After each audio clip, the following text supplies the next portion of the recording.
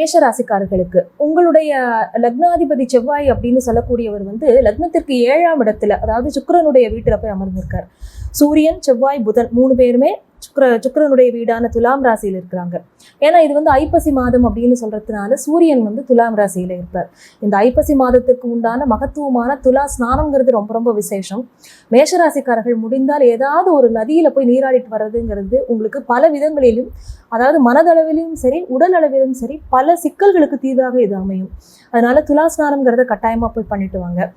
அடுத்தது உங்களுடைய லக்னத்திற்கு 3ஆம் இடத்துல மிதுன ராசியில இருந்த குரு பகவான் இப்போது 4ஆம் இடமான கடகத்திற்கு வந்திருக்கார். ஒரு வகையில 3ஆம் இடம்னு சொல்றது வந்து குரு பகவானுக்கு ஒரு மறைவு ஸ்தானம் அப்படின்னு நம்ம சொல்லுவோம். இப்போ அவர் பயிற்சியாகி 4ஆம் இடத்திற்கு வந்திருக்காருங்கிறது பல வகையில உங்களுக்கு நல்லது கொடுக்க போறது.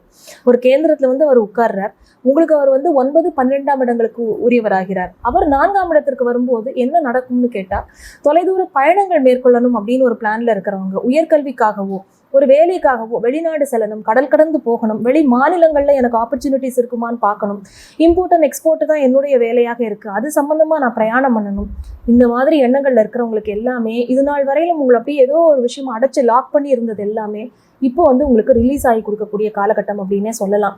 அதற்கு உண்டான ஒரு ஆரம்பகட்ட முயற்சிகளை இப்போதுல இருந்தே நீங்க மலமலன்னு எடுத்து செய்யலாம்.